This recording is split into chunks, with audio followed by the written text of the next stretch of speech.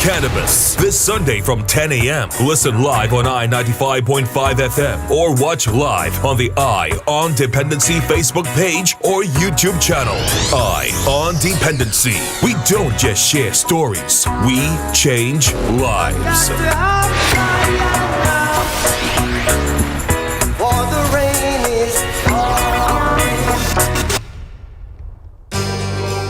Eye on Dependency with Garth and Natasha. Reality radio at its best, where every life is a biography. Sundays at 10 a.m. and exclusively on I-95.5 FM. And streamed live on the Eye on Dependency Facebook page and YouTube channel.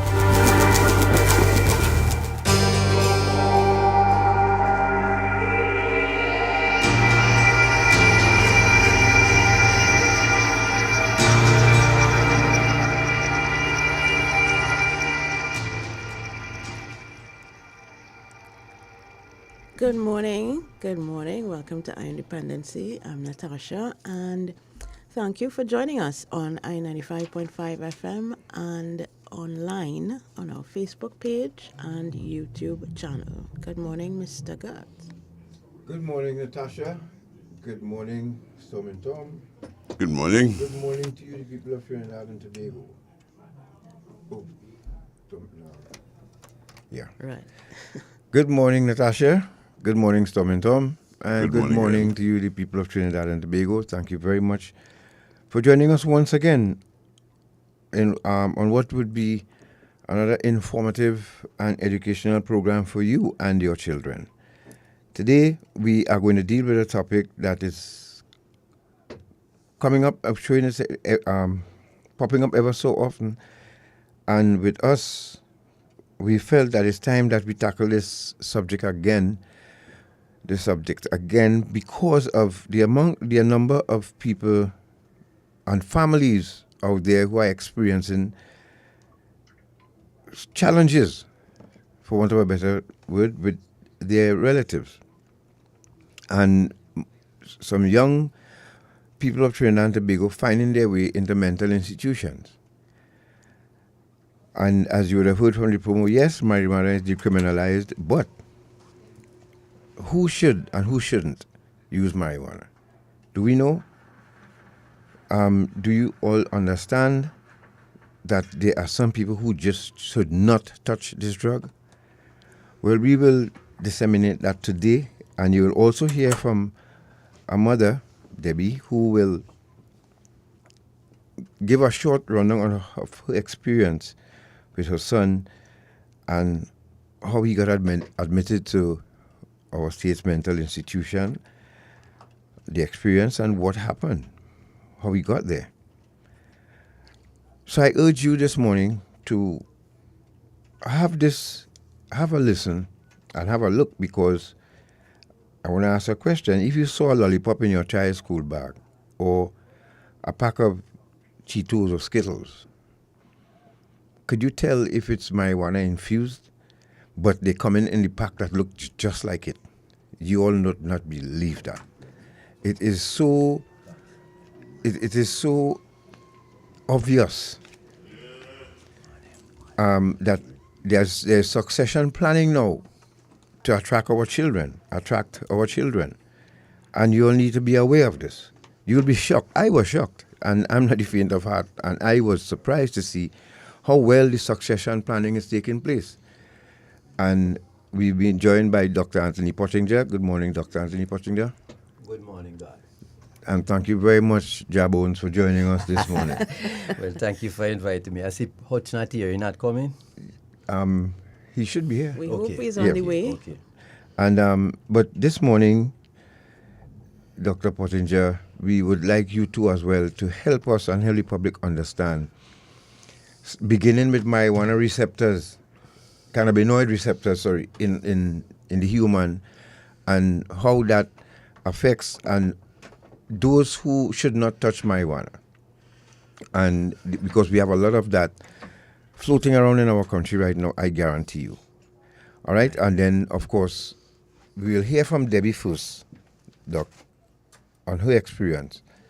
you could take some notes, and I hope the professor is listening on his way here, and he could take some notes too as well. And we want to delve in predisposition, people who are predisposed, and not know it, like those who have mental ill health running in their family, which is a taboo subject for people. You know, like people don't let people know that your father was in St. Anne's or your mother was in St. Anne's, and not speak about it among the family. We're going to delve into that too, Natasha. Have I covered? Yes, and this is all in the context of the decriminalization of the drug and its accessibility to persons in Trinidad and Tobago, and its use. And we are not condemning drug use at all, but when it causes harm to people, obviously we need to be concerned. So, and neither we are promoting it either. No, correct. Because we're not promoting it at all. You know, we cannot do this on this program. That's for others to do. The fact is, we look at the dangers, we look at prevention, and who should and who should not. There are people who should not drink. There are people who should not smoke. There are people who should not even gamble. And these other activities that can cause you problems. Yep. In the long run. So we want to explore the challenges that arise with this drug in particular, cannabis, yes, and mental ill health. So after this break, and remember, we'll pay attention to the messages you're getting on human trafficking, especially in the breaks that we take and the messages that are being sent to you as well, because that is still a thing as well. It is. We live, these are the days of our lives, folks. Yes. These are the days of our lives. Let's take a break, and when we come back, we speak with Debbie and hear of her experience, and we'll take it from there. Stay right there, we'll be back. Slavery, a terrible time in our history.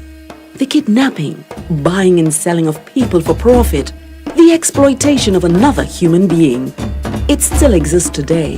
It has a new name: human trafficking. Anyone can be a victim. There is forced labor, sexual exploitation, and domestic servitude.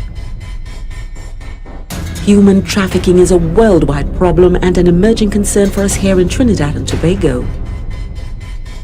If you know of or suspect human trafficking activity, call the Counter-Trafficking Hotline at 800-4CTU or 800-4288.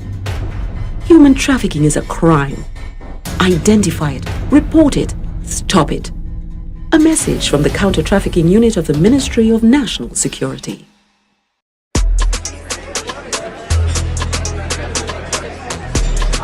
$50 by 20, $50 by 25.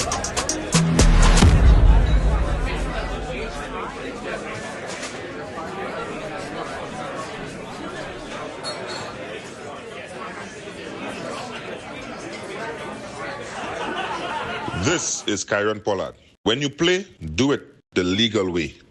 Don't bet on illegal gaming. Eye on Dependency with Garth and Natasha. Reality radio, at its best, where every life is a biography. Sundays at 10 a.m. and exclusively on I95.5 FM. And streamed live on the Eye on Dependency Facebook page and YouTube channel.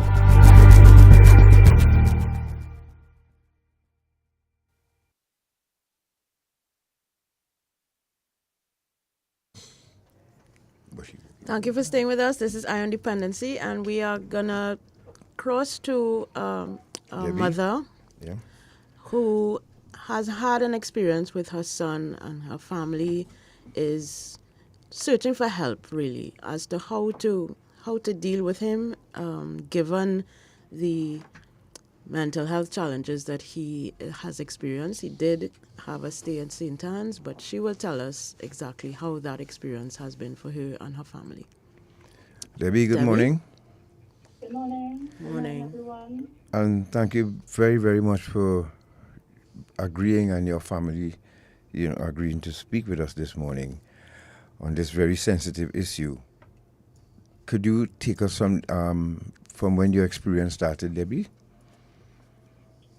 Well, I must say, I think as a parent, I think I probably missed that first step of it. I mean, I've seen some behavior response, but I think I missed it really a lot, and in the sense of knowing that it was like that. Okay, let me set this up, Debbie, and I apologize to the listenership and viewership. Actually, we're going to hear from Debbie about her son. She has a son who have certain challenges and started a journey that has the family now in a place that they're not comfortable with. So go ahead, Debbie. Yeah. Well, I didn't know where to begin. So many things have been happening and so quick. I know. So when did you first notice that now how many children you have, first of all? I have four kids. 4 children, right. And the big question is here we'll ask afterwards, but when did you start noticing a change in your child? Well, I had noticed that change in him when he reached adult. I don't know if I probably missed it before, but adult stage when he was working, I noticed behavior.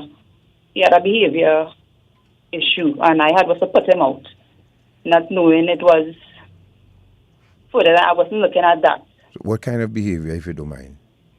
Yeah, I guess, as parents, you would say, you're trying to do stuff, you're following friends, the crowd you might be around, you're saying that you're following friends, bad company. Mm-hmm. So I started to put him out because that was not tolerated here. Knowing that it was much more than I think. Did you have any inkling that his behavior was associated with drug use of any kind? No, I wasn't thinking that. So the behavior you speak about, was he aggressive? No. Any changes like behavior in the sense of, you will see him doing strange things like, I know he would always communicate when he goes out and come back in. He started to come in late. When he come in, he's not normal. He'll go quick and sleep, and, I hardly seen him. Right, so he became introverted. Yeah, and he was not like that. And, Debbie, what age? Gary. What age he was when you put him out and when you started to notice the problems? He was about 19, 20. Okay. No, it had to be real drastic for you to put him out. Was he, because what I'm saying, was he aggressive to you all at home, or he just wasn't listening and coming and going when he want? What was that? Wasn't contributing to the household, that kind of thing. Coming and going at times when he wants, as parents, you close your door at a certain time. So I was letting him know my gate closed at a certain time. I mean, as an adult, at least call and say something, I mean, I was still giving him the little thing, but still, you have to respect our rules at home. Right. And he just decided, okay, he's not listening, and you pack stuff for him and you tell him take this and go, or he packed and he left? I told him he have to leave, and he packed and he left. You didn't know? I told him it's friends, because I guess when the crowd I seen him was around, Mm-hmm. I seen his friends you're following, that making you behave like that. So I thinking, once you put them out there, you would say, what? If mommy put me out, I will come back on track or some kind of thing like that. And I don't think it was like that. I don't have one. Right now, I'm still trying to figure out what I missed. Okay. So how did he come back into the household? Well, when we wasn't seen, because that's my first son, my firstborn. Right, and so when did he return to the household? Did you go get him, or did he come back home and did he return and say, look, I want to try again, or what? How did that work? As his dad went, because when the dad wasn't seeing him or anything, the dad went and looked for him and he had to come back home because they have nothing for him, which, was right. I guess, when you're upset about stuff, you just do stuff. Right, yes, you make a hasty decision and you put him out. You use some tough love, so to speak. Mm-hmm. And, okay, so then the drug use started from when? When did you notice that there was some drug situation taking place? Well, when he goes to work and he come back home, when he come back in, I notice I will be smelling like, it smell like weed on him, and I will quarrel with him. I'll quarrel with him. When I get the scent on him, when he comes in, I will quarrel with him. And what would his response be? He was never a child to really argue back with me. So when I tell him about it and I argue with him, he would say, all right, mommy. And that is the most response I would get from him. Okay, so, but he started experiencing some psychotic episodes. When did that start? Well, I don't know. Well, we again, his behavior start again. And when I put him out again, the second time I put him out, he ended up by the aunt. So the aunt had him there. And all this time we didn't figure out was a drug abuse, something he was going through. So we while he was there by the aunt, I think something had happened there, and there is where it happened. And there's where he went from St. Anne's from there. There's where what happened? Actually, I didn't know what happened by the aunt, but I think there's where he got his first, like when he really chipped off, and he had to end up in St. Anne's. So what was because I'm trying to put it together, what was the behavior like that? Because for you to end up in St. Anne's, that phone call had to be of a serious nature, that something serious happened, and that you think the only place to take them is at St. Anne's. So while he was there, I don't know what happened there. Like, I don't know if he started to use, I don't know. But he was really, it chipped him off really bad that he gets away with somebody there, really, really bad. And that was the first instance. And they found out what was marijuana he was using? I don't know. Actually, his dad used to, the first instance when he went into St. Anne's, I wasn't going with him. So the dad went, I guess, the aunt carried him to St. Anne's. So I don't know anything about that issue there. All I know is there's where it started, and he went St. Anne's. From there was the big call. So I don't know anything further.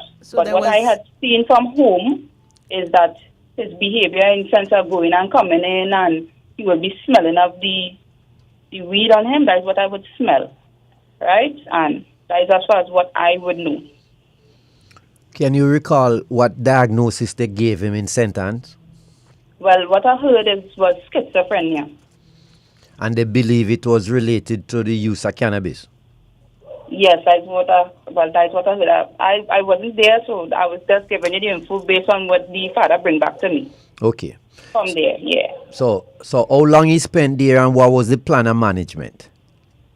I don't think he spent long there, no. He didn't spend long at all. I can't recall, but it wasn't long.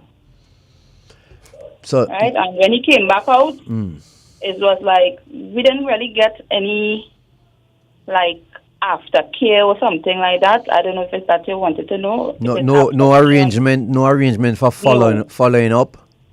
No, well, I was thinking schizophrenia because I really didn't educate myself on it, and I didn't really know anything concerning it. I was thinking it's something if they release him. I was thinking it's something, it's something mild that could, if they release him, it could be something mild that you could deal with at home and then go back, I don't know, and then be normal. So Did they give him any medication or anything? No, the first time I don't think they gave him any medication. No. All right. I just want to get it. What was the incident that made him go to St. Anne's? What happened? I think he got away with somebody that he nearly injured them. So it was a fight situation? I think, yes. And they believe that fight situation was abnormal because I could get in fight with somebody and it not have anything to do with mental illness. That is it. So I don't know, but when from there and they get him there, I think I don't know if they run test. I don't know how it was done. Okay. But they told us that they said that. That was the diagnosis. Okay, so what is happening with him now? As we speak, every time, well, this instance was the 5th time he went into sentence. And each time he goes in and come back out is different.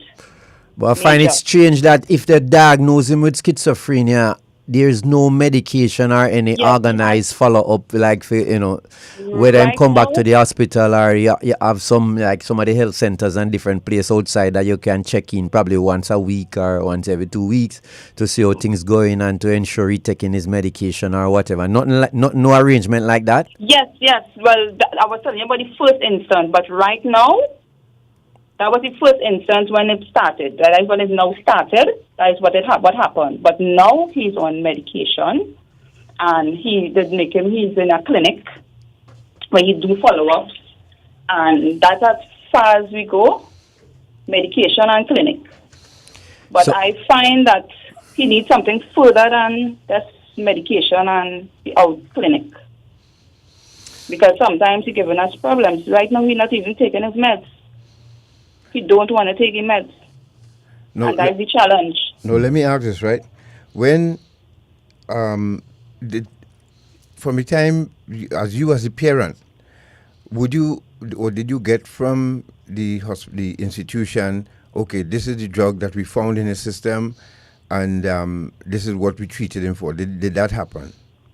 Well, as I said, the dad was there before, so I don't know what they had said to him, but when I now come on board with it, which was recently, they didn't give me any information on that, saying that if this is what he would use, that will trigger him. But I keep telling them, I figure out when he goes and he smokes, he's getting a trigger. That triggers it. And they're telling me that they're just turn and telling him he needs to keep away from that. And that was just it. No. By just figures. No, upon his release, right? Every time he's released, or the last time he was released, was there a family session to let him know that, look, we cannot keep you here any longer, but you will have to go to another institution? Did they call in the family and speak with you and him before release? Well, they call us and tell us, his time was up. Mm-hmm. His stay was up, and we had to get him. Now, what I did, I told them to give us time, because, we don't want to go back. We keep going square one every time. Every time he come out of there, it's like he back on the road again, and he back in sentence again. So after this trip, I really, really don't want to come back in here, back and forth. So I say, give us some time, let me get a place for him. At least we know he will get the care that he needs there. So they tell us, okay. So they only can keep him for a month, we get them to keep him for. But we couldn't keep him no longer. They couldn't keep him any longer. So they keep calling us and telling us, we need to come for him. We need, which I think might be fair. I don't know. No, okay, because they couldn't keep him any longer. That's understood. Yeah. But then, did they... But we didn't have any session done to say, this is what it is. No. A family, right, because I would think that if my child is leaving a mental institution and he's coming back home to me, at least I would sit with him and the professionals, and in front of him, these would be the instructions, so everybody would be singing from the same sheet, This is what I'm thinking that should have happened, or... Doc, you understand? Do you follow what I say? I fully understand what you're saying. There should be something like how you have Alcoholic Anonymous. Right. You could have Cannabis Anonymous. And because it's very difficult for people to just switch off. You understand? Right. So you might have to have the social activity and a group therapy and all that kind of thing to be reinforcing certain things, that certain behavior is not good for you particularly. Not that it... You had averaging them, using weed and it not causing no problem. But everybody different, and it affect everybody differently, right? And so what she explaining here is that the capacity to deal with people with this kind of problems is woefully inadequate, right? So it's not like in the past now. Next thing you know, him on the road, and then police pick him up with a little a little spliff and he end up in jail, right? So there is the kind of warehousing where used to take place with things like this because St. Anne's or we not have a halfway house or anything that can do it. No, I was very, very involved with the change of the laws for decriminalize the thing, particularly because so many lives were being destroyed with people have a mental problem or have a medical issue and were being criminalized and being treated as criminal in a situation where you not have no victim external to themselves, right? And which I found was very, very unjust. And then people get police record and they carry them through. Plus the cost it was costing, estimated around 20,000 a month to be warehousing people like this in the prisons or the jails. I mean, almost indefinitely. For this little thing where you didn't have no victim apart from themselves. So you see the whole so people are going to start it very simplistic now to start point finger and say, them decriminalize the thing and everybody going mad and everybody getting schizophrenia, psychosis and da. All right, so I was hoping that Professor Hutchinson would be here to be talking about some of the specific things so he not here. I don't know when he going to reach. So I'm going to start. You want to continue with this lady on the line? Yes. Hold on. Before we wrap up with Debbie, what I was saying that if Natasha and I, we have a son or daughter in a mental institution, and that person is about to be released tomorrow or Tuesday, I would think that we would be called in to sit with my child and say, these are the instructions that he has to follow. This is how things supposed to happen. And if it is, we don't want that child home again because the child aggressive. And St. Anne said they cannot keep this child. There's a pipeline to the street. Because we are afraid of him home because when he smokes, he or she gets aggressive and attacking the family. And St. Anne said, no, we can't keep him any longer. And if I don't have money, or if we don't have money to spend to put him in an institution indefinitely, then what do? This person will end up on the street. And in prison. In prison. And this is how our street population continues to grow. So this is what I'm hoping that will change. We're not bashing the institution here this morning, folks. That is not the intention. What I'm saying, there are some holes that we need, some gaps we need to fill. So that this situation here, now Debbie, before you go, one thing the big question is, do you have mental ill health running in your family, whether on mother or father's side? No, his dad. His dad? Yeah. Okay. And this is one of the things that we want to touch on today about predisposition. So, what would you like to see, Debbie, before you go, tell us in your closing comments, what would you like to see happen? For me, I would like to see help being done for people like me, and even I could just be me. But this topic is so touchy for me. I don't know. I know it could be difficult, and we just want the public to know that we didn't force Debbie to do this.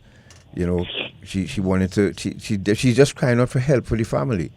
Whoever could reach out to us in another way that we can direct you to the family so that you can offer further help, because now you would have to now find an institution for your son, right? Yes, and it's not easy.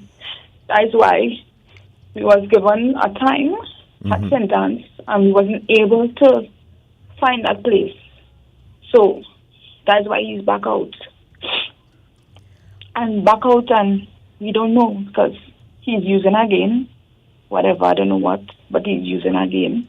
And without his medication taken, so we just wait. I don't know if we should wait till something again, or I don't know, because we keep looking for place, and it's like, I don't know. And the access to places that can keep him privately, it's kind of expensive. Yes, it does.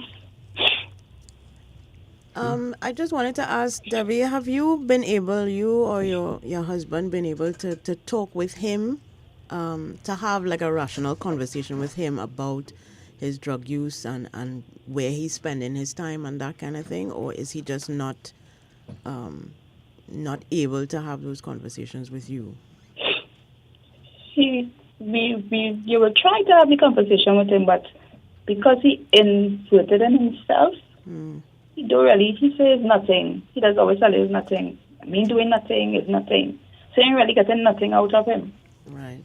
Even the doctors, when we go to clinic with him and they try talking to him in front of us, they ain't getting nothing out of him. So it's like we don't know. And also the and where and he's not working, of course. So how is he getting money to satisfy his habit? I think we don't know. With people that know him, he's a known child. They don't know him, so I guess they'll. I don't know. He's an adult, and then because he's an adult, I can't. Because when I go to work, everybody goes to work and who go to school and whatever. He's here, so it's no supervision. So you don't know what really he would do. All right, So we can't supervise him because we're not equipped here to supervise him the way we're supposed to. So it's a challenge.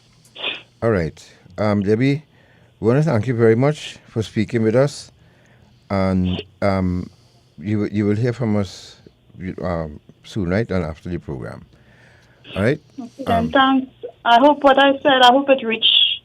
I know might have people, parents like me, and grandparents. I don't know who. I mean, I always used to say like I alone, but I don't think I'm alone. It have other people.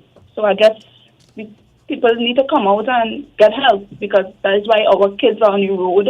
I just see them every day and it just hurt me to see the youths out there on the road like that. And they can't help because they are adults. Yeah.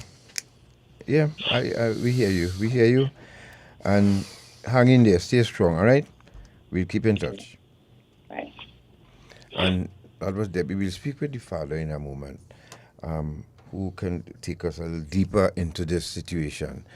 You could hear the helplessness in her voice, Natasha. That She doesn't know what to do, how to manage this situation. And again, it kind of comes back down to the institution not equipping the family as to how to manage a person with his diagnosed illness, which is a serious illness. The cause is irrelevant for her, I think. But I think the institution has failed them in not preparing them for this. You know what's the hurtful part about this, Doc and Natasha? People who are listening to this in the institution and the professionals will take offense to this discussion. Why? Because everything in this country is deemed as bad talk, and trying to discredit people. If we Natasha and I have visited the Center for Addiction and Mental Health in Canada. We've had sit-downs with Professor Kwame Mackenzie.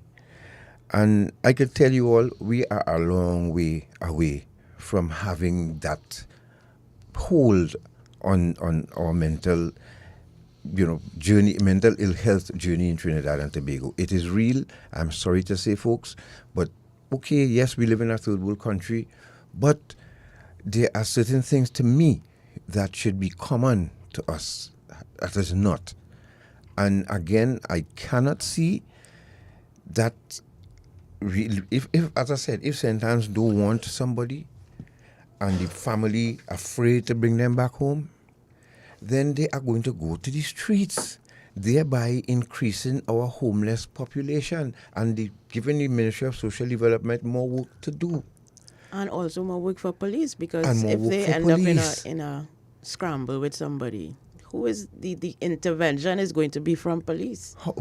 Thank you. And how do we stop that pipeline? How do we cut it off? Because as far as we're looking at it now, there is a definite pipeline to the streets. from our mental institutions. Oh God, that's all we're saying. And those of you listening this morning, I'd rather you have empathy for people who are experiencing this. It's not in our home, so it don't bother us. But think about this mother you just heard and hundreds of mothers like her in Trinidad and Tobago right now who are experiencing this. And the thing about it, the list of drugs are the list of drugs are longer in Trinidad and Tobago now. That it do have to even be marijuana. And we have some edibles to show you all, the most delicious looking edibles ever, but you will never believe that they infused. It's up to you people to listen, But we have been preaching and shouting from the mountaintops on Dependency for the last 20 years. Good morning, sir. Good morning. Good morning. And you're the father of the person that we're speaking about, right? Yes, I am. Tell us of your experience, sir. All right. It started a little, I think it's around 2019, actually. 2019, we've been basically dealing with this for about the past 3 or 4 years or more.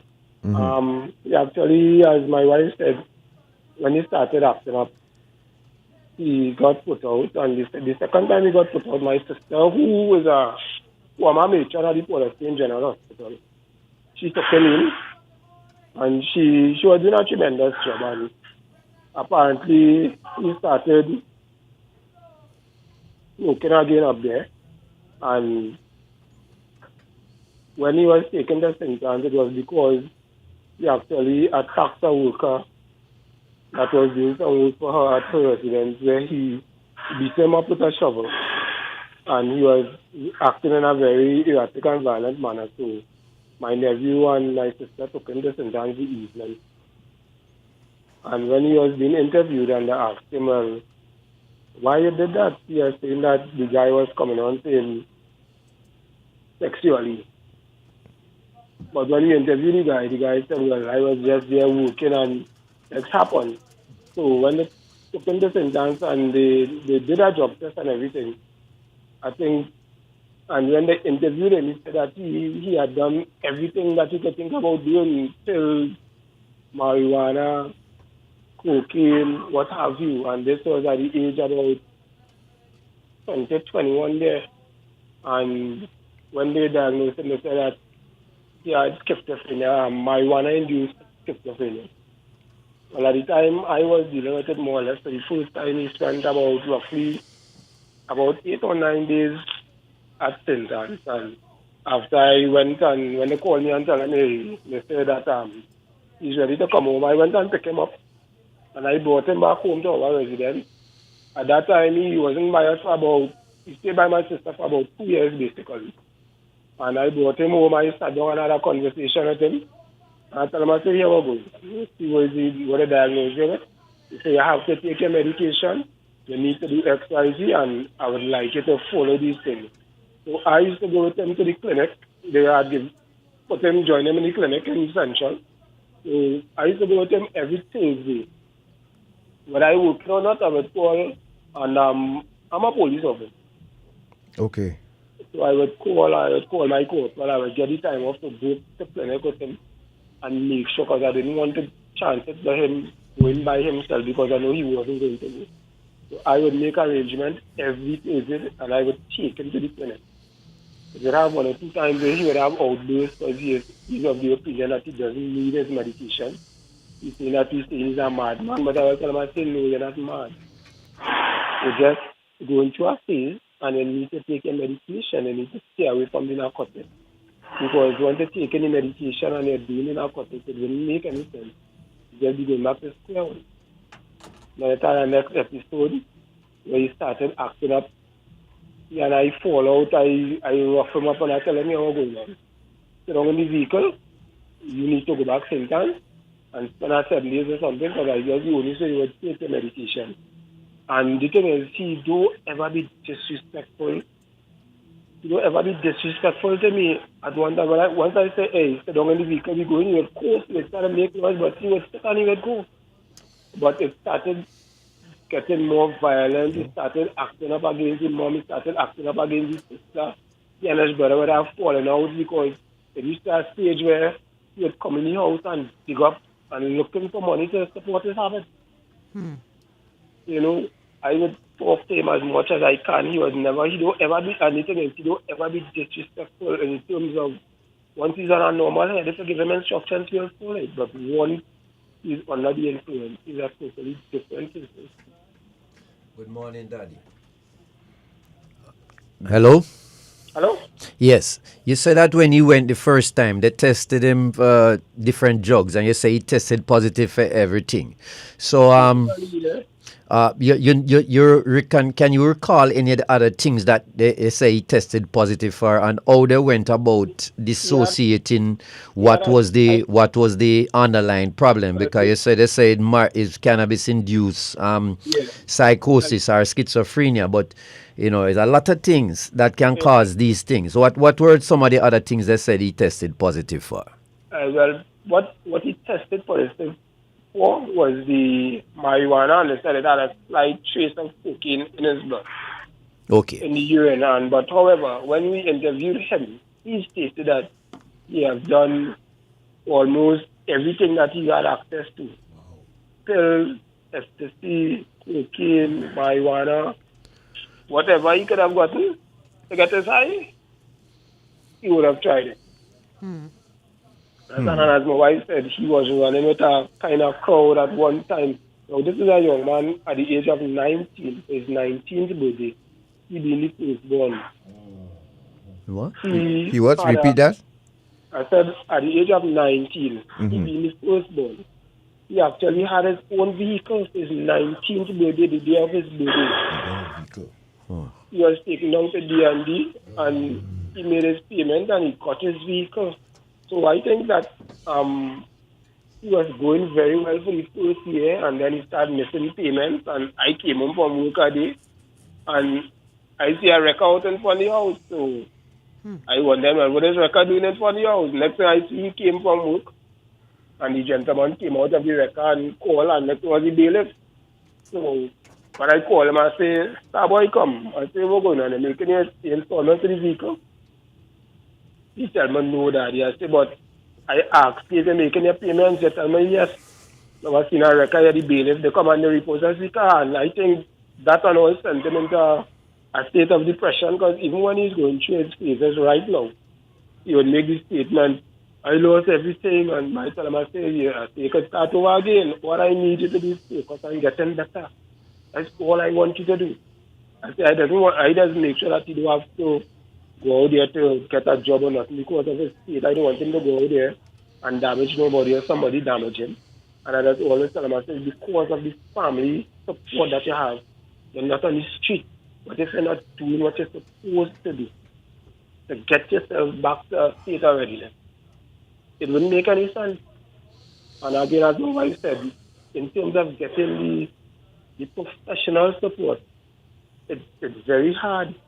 My wife, just taking a toll on my wife. I trying to be man and show face and be a little stronger, but it also affects me. And last week I only went and checked out our home that they say they cater for mental. And it's nothing less than 4,000 a month. So when you have mortgage, you have loans, you have other things to do, you have other siblings to see about. It's kind of hard. You understand? You're trying to get him into a place in South. And it's the kind of run around the same because where he lives, sometimes deal with that and getting him down there is a different region. And then it have a waiting list. It's a whole lot of red tape. It's very difficult in order to get the professional help for people in this state. And my mom was like that. So I know how it is. My mom used to be on the street, so I could deal with it a little better than my wife because I kind of cope with it growing up. At the age 10, my mom was on the street. So I just deal with it a little better than my wife, but it's taken a toll on my wife, it's taken a toll on the other siblings as well. Yeah. Was your mom ever diagnosed? Do you know what she was suffering with? Schizophrenia as well. Okay. And my mom, unfortunately, my mom died on the street because she was bounced down on the bus too. Wow. Wow. Do you think, sir, that that drug treatment would be a better environment for him to recover in rather than a hospital setting? I don't know what you think. You see, the problem is getting him to go. I used to take him to Cora. I used to take the time off just to be with him. I used to go to Cora with him. Because Cora, during the COVID time, Cora had it. You come to the session. I think there is a good 6 sessions. And once they see that you're adapting, after the 6 sessions, I think they would have admitted you into a living program. Mm-hmm. But then he started acting up, and after the session, when he reached home, like whatever they told him, he would try to get it out of his head. He would disappear, he would go down to the savannah, he would smoke, he would come back, his eyes got red. Yeah, and I used to always have fallen out for that because I tell him, I say, "Star boy, come on. You know, come from a session and like wherever they tell you, like you just try to get it out of your head." Right now, we observe that he's drinking, I don't know where he's getting it, every day he's going to get young coconut water, like he's trying to wash his system because, I don't know, you understand? So, well, maybe, as Natasha said, maybe, but you see, the thing about getting him into rehab now is that once rehabilitation center hear that he been to the mental institution, exactly, and that's the problem. It's harder for him because now they will take him still, but then there must be a supply of medication that would keep him from, disrupting his time on others at the rehab facility. I know that's how it works. And then most of the rehabs tell you that they have to be willing to come. That's what they're telling you. If when they that too. Them, they say, hey, I don't want to be here, they're not gonna take him. Correct. That's that as well. That's the problem they have. Yeah, a rehab center would not take him if he does not want to be there. And of course, and you tried New Horizons as well, right? New Horizons, I think we got the best response from them in terms of New Horizons.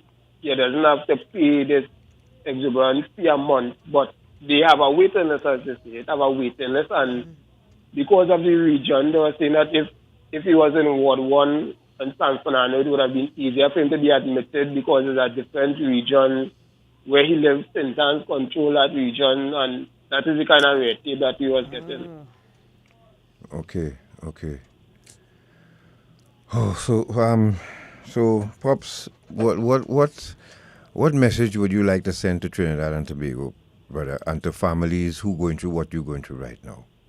No, I would tell families, yes, we are going through. Yes, we just want to give up because I know you have a lot of other families out there.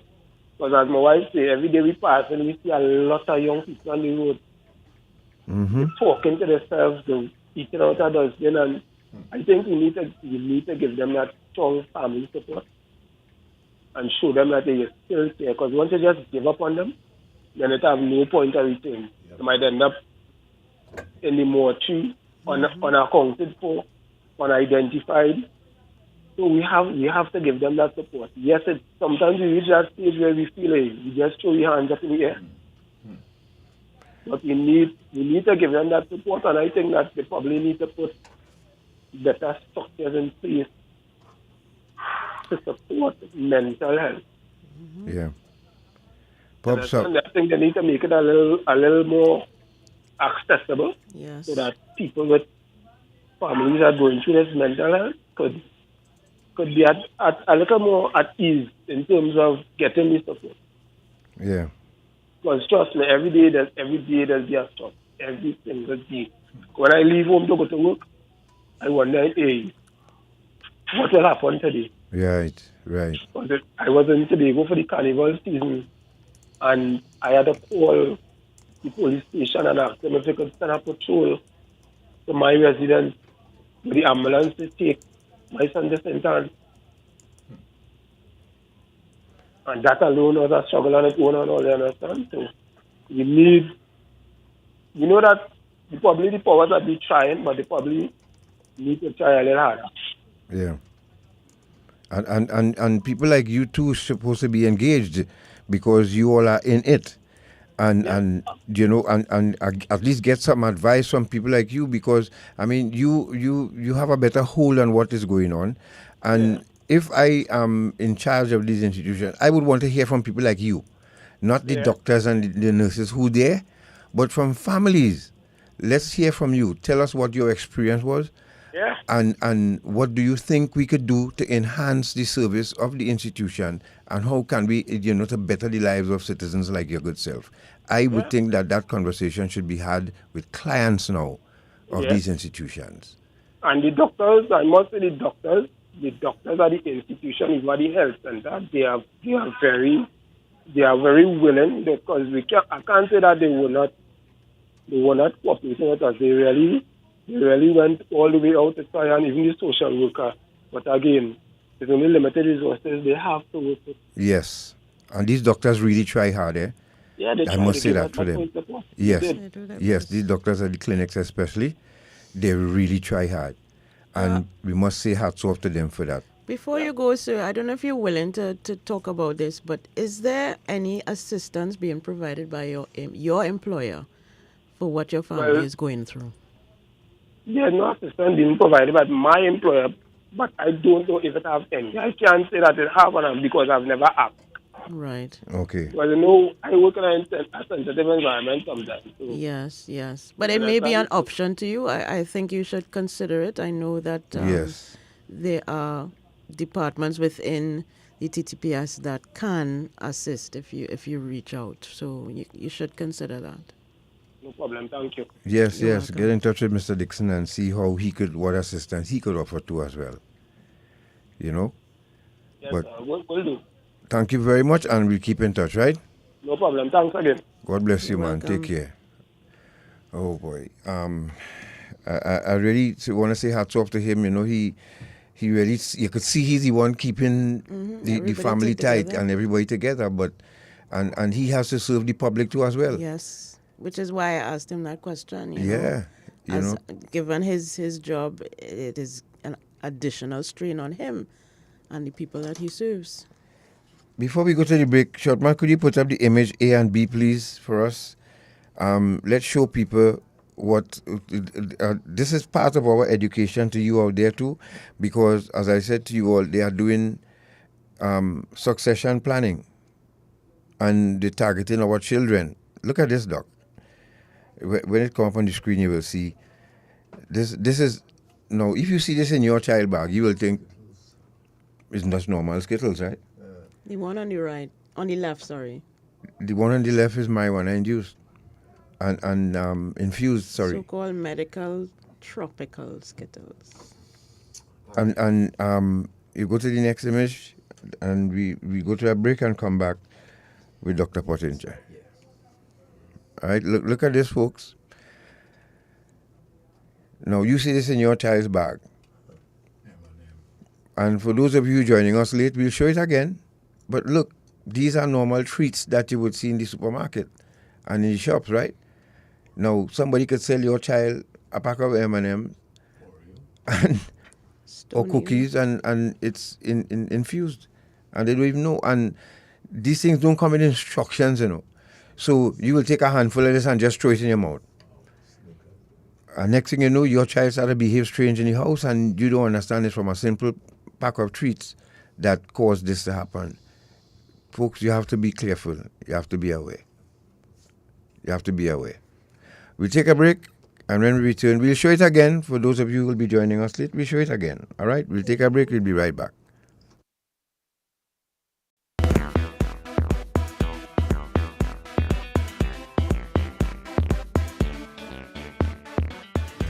Boy.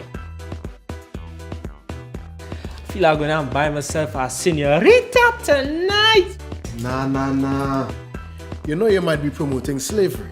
Slavery? Mm-hmm. What are you talking about? Hey, modern day slavery or human trafficking is just what some of these people just do. You know some of these women were tricked to come here? Some are held against their will, abused, and even beaten. Most times the girls don't even see any of the money that is paid for them. And every night, they just have to come out looking nice and sexy for somebody like you. Human trafficking is a serious problem and a serious crime. Persons who solicit commercial sex services may be contributing to human trafficking. A message from the Counter-Trafficking Unit of the Ministry of National Security.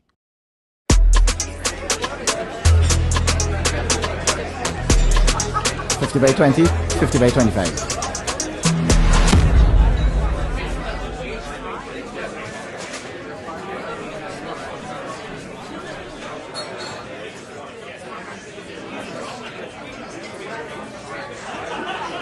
This is Kyron Pollard. When you play, do it the legal way. Don't bet on illegal gaming. Ion Dependency with Garth and Natasha. Reality radio, at its best, where every life is a biography. Sundays at 10 a.m. and exclusively on I-95.5 FM. And streamed live on the Ion Dependency Facebook page and YouTube channel.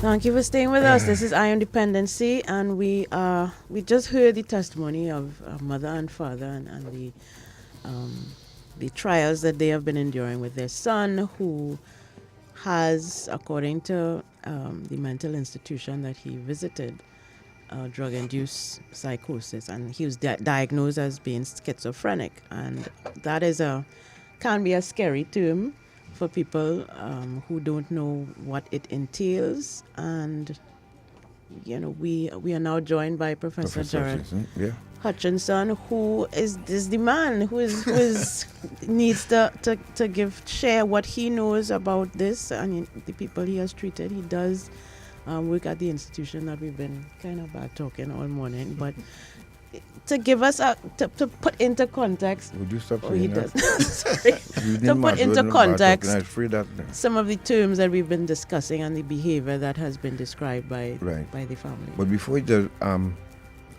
Doc. All right. Yeah, let's say, because Doc has been with us from the beginning. Yes. And Doc has been taking notes. So Professor, we will join you in a minute. Sure. Because we want to talk to all about predisposition as well, because you heard the father said his mother was on the street as well. So there's a family connection with that is concerned, right? Doc, all right. People, I am not a psychiatrist or a psychologist, so really and truly, Prof. Hutchinson will be doing this. But I did some notes this morning that I just want to put some things in context, because a lot of people might not understand the meaning of the word psychosis and what schizophrenia is and things. So psychosis will, over a lifetime, affect about 10% any population. So the lifetime risk is about roughly 10%. I see some figure like 1 in 11. It will vary from place to place. And psychosis is not a diagnosis, it's not a condition, it is a symptom. Like you could have fever, and fever could have 1,000 different causes. It could be this virus, that virus, bacterial infection. It could be many, many things that can cause a fever. So, and fever is a sign of underlying inflammation. So psychosis is actually a symptom, and it is a sign of an underlying brain disorder. So sometimes the brain getting billions bits of information every second, and the brain have to sort them out and put certain things in the background and highlight certain things. That is in the rational sense. With psychosis, there's a kind of breakdown of this filtering as to what important, what not important, and things like that. So you might have a situation, so the brain have a problem in processing information, and if it processing information inefficiently or wrongly, then it could cause certain problems, right? So you might get misperception. So if it's affecting a sensory thing like vision or hearing or thing like that, you might start have what we call auditory, meaning you're hearing voices, or visual, you're seeing things, and hallucination. Now, when this happens, the brain always trying to maintain something called homeostasis and trying to correct things. So you might want to start rationalize now as to why am I hearing this voice in my head, and why am I seeing things that the people around me not hearing or not seeing. So then you're trying to rationalize as to what causing this, and then you might start to get what we call delusional ideas. So it's a spaceman beaming some things into my brain, this, that, rare. You know what I mean? You come into the room here and I see 5 people sit down round thing and talking into something called a mic, and me see that as just 5 people sitting down talking into the mic, and the mic broadcasting what I am saying to the world. Somebody who have a psychosis might come in now, and him see like an octopus, and everyone at the mic is a hand of the octopus, and the octopus hold on to me while me can't move from here, and then you're trying to rationalize what caused it, and it could be God. God caused this octopus to be here, that keeping us, all of us, in the room here, and so. And then he start to notice some things when are important. This hand sanitizer. I don't see that it's insignificant in the corner. Boy, I wonder why the hand sanitizer is there. The hand sanitizer is there to feed the octopus to have this hand in front of me to keep me here. You understand what I'm trying to say? Is that what we call delusions. Mm-hmm. So psychosis is a symptom, is not a disease per se. Many things can cause it, not just cannabis. All kind of medicinal drugs can cause a psychotic reaction. Certain other illness you have can cause a psychotic reaction, but it's usually brief and not chronic and persistent over time. So schizophrenia is a situation where psychosis is a symptom of the thing, but with schizophrenia now it become chronic and long-standing, and not just a brief thing that come and go after the triggering event has come and gone. Am I saying this right? Yeah. Okay. No, let me ask this question. Now, everybody may not know this. All human beings, we have cannabinoid receptors, right? All right? Now, why is it that we have cannabinoid receptors, but some people, when they use cannabis, they go into psychosis? Let me just say something. Every living being, plant and animal, on the earth of receptors, what we call CB1 or CB2, like cannabis receptor 1, cannabis receptor 2. Right. From simplest of organisms right up to the most complex of organisms, And these are expressed very, very early as an embryo, early like 5, 6, 7 weeks as an embryo. You have these receptors. So cannabis, not cannabis, it's really cannabinoids. And we have what is called endocannabinoids, mean our body produce certain chemicals that stimulate the CB1 and the CB2 receptors. The CB1 receptors are mainly in the central nervous system, and the CB2 receptors in the periphery, your liver and womb and spleen and all them kind of things, and the immune system and so. No, so the endocannabinoids, we have 2 discovered so far. The more important one with respect to CB1 receptor is called anandamide. And anandamide is from a Sanskrit word mean inner bliss. Right. So the thing is, we all different because we're programmed from in the womb. I want to sound like I jumping all over the place, but like if a pregnant mother using cannabis, it will affect the development of the fetal brain. And how the fetal brain react to certain chemicals, what we call neurotransmitters. Neurotransmitters are chemicals that the nerves secrete into something what we call a synaptic junction that so they can communicate with each other. The thing is, the endocannabinoid system with the CB1 and CB2 and the endocannabinoids is almost like a master system where control the release or the inhibition of some of the other neurotransmitters. So everybody know about dopamine and you know, serotonin and thing, but there are some other very, very important ones, like something called glutamate and something called GABA aminobutyric acid, were very, very important in the underlying incidence and risks of psychosis and down the road a major illness like schizophrenia or bipolar affective disorder. I shouldn't be talking them things while Professor Hutchinson is here. So, Hutch, take the button from a little bit, right?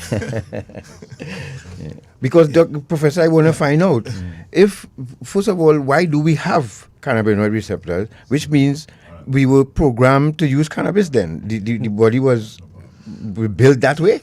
Well, I mean, nobody knows the answer to that for sure, but what it does suggest is that early in our evolutionary history, we were exposed to it in a way that as Dr. Pottinger was saying, that it's all over our body. So it means that as we evolved as a species, it spread to all our organs, and because it's particularly, the CB1 receptors are particularly sensitive to the nervous system, it means that they kind of proliferated in the brain and they would have proliferated because they're useful in some way to our bodies, yes, our functioning. Yes. Well, the great architect of the universe, whoever he, she, or it may be, I've come back and say made us like this, okay? So the CB1 and CB2 receptor plus the chemicals which are called endocannabinoid that stimulate them. Let's say the creator made us with them, okay? No. Rather than the other way around, I say we were at some point we were using cannabis, the plant, and then we create receptors for it. I think it's probably the other way around. It is there.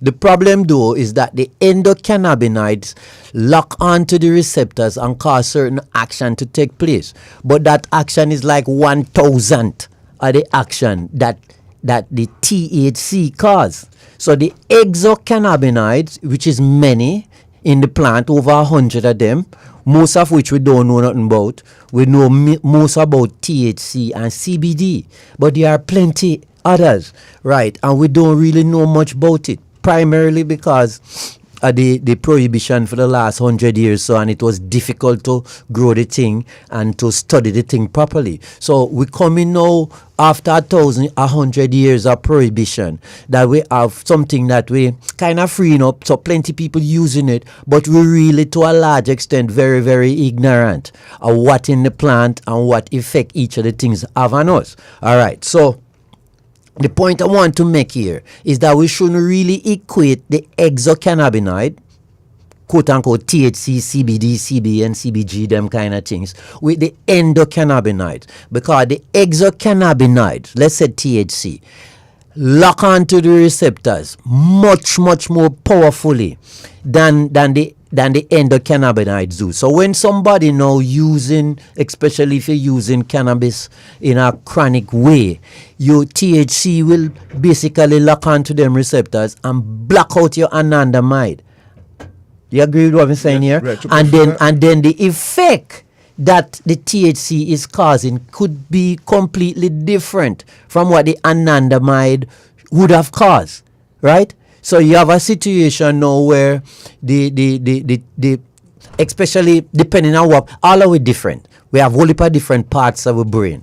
So you have something called like the amygdala, right? The amygdala now is the thing where it with anxiety and panic attack and all them things we believe very important there. But the amygdala loaded with CB1 receptors, right? So when the THC come and probably lock onto them receptors and block out the endogenous thing, the anandamide and thing, it can either be up-regulating thing or down-regulating thing.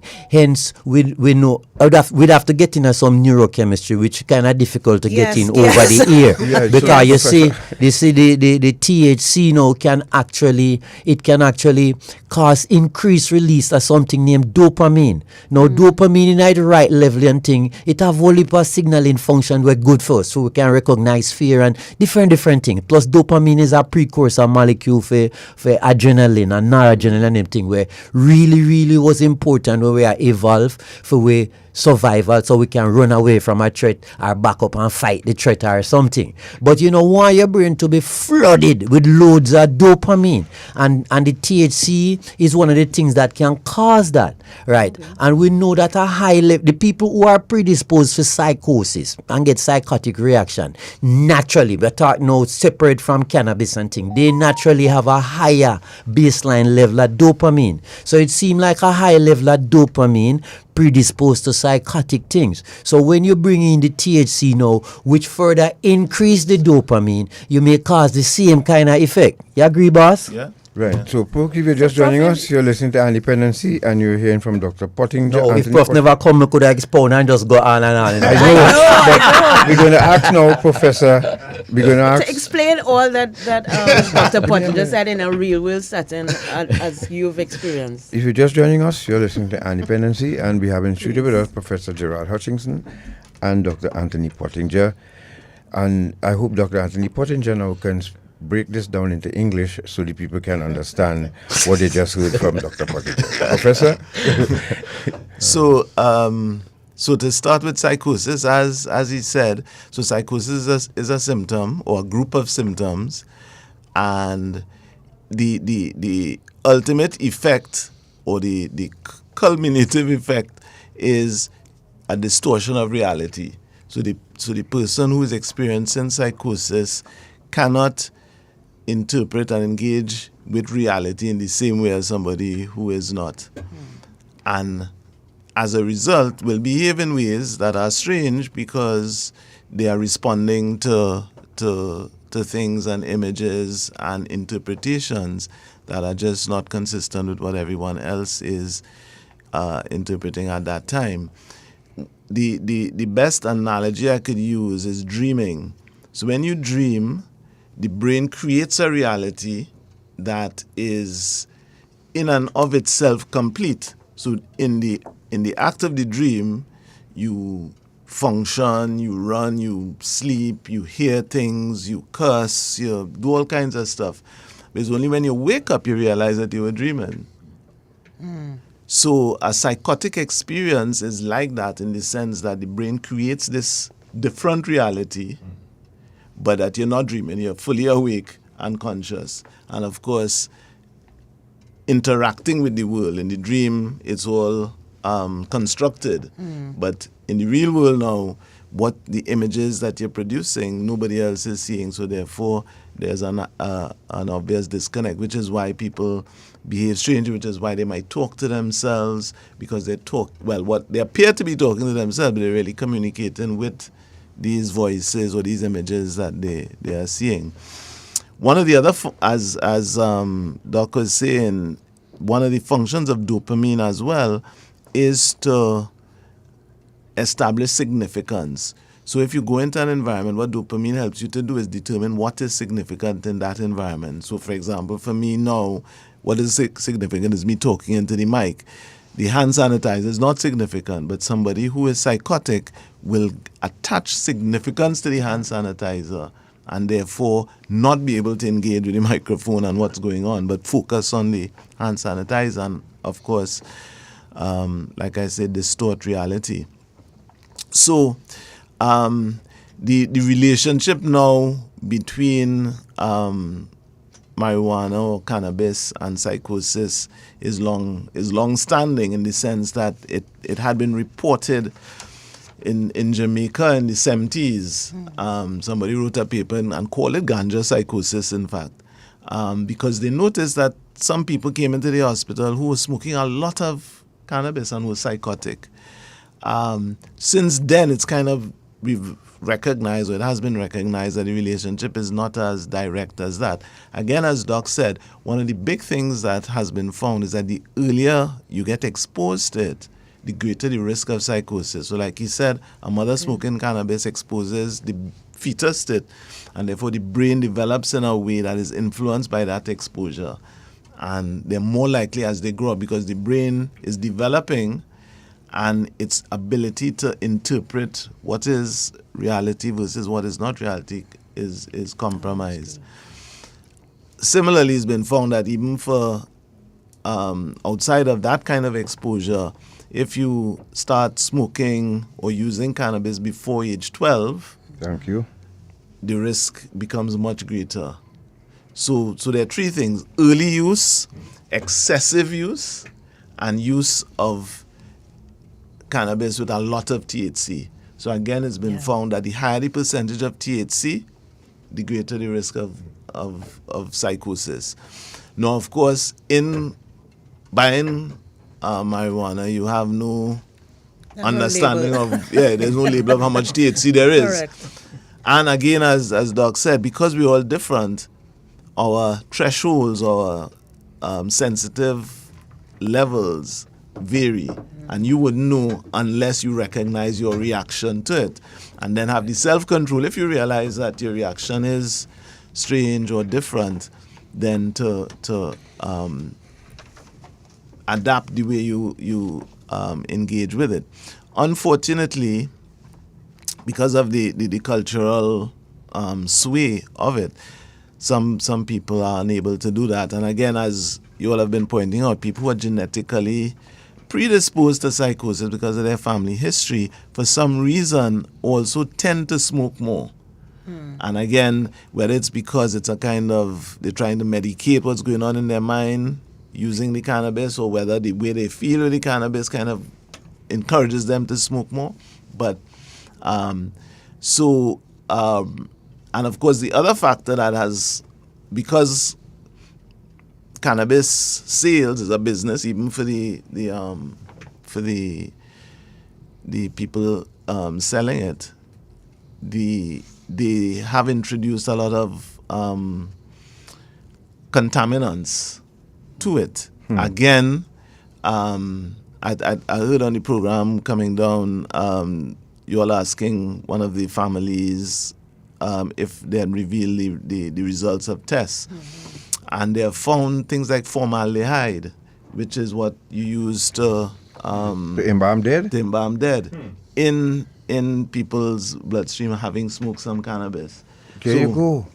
So it means that the reaction might not always be to the cannabis itself, but to be these chemical in it. These contaminants. Because somebody was saying the father who spoke to us told us that when he smelled the marijuana his son had, it had a sort of ammonia smell to it, and a very strong ammonia smell. And he couldn't figure out what it was. I didn't know either. But I was saying to Natasha, just what you said there, this is what we're hoping that more could come out to the public. What are they finding in the bloodstreams of people? And so that people will know what we're fighting against, Because, Professor, somebody wanted to find out, I have so many questions to ask with you this morning.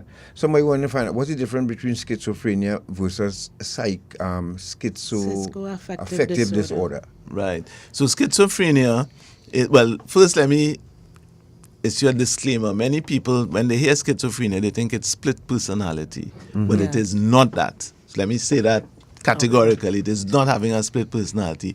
The split that they refer to is the split between your understanding of reality and actual reality. So in other words, your brain can't tell the difference.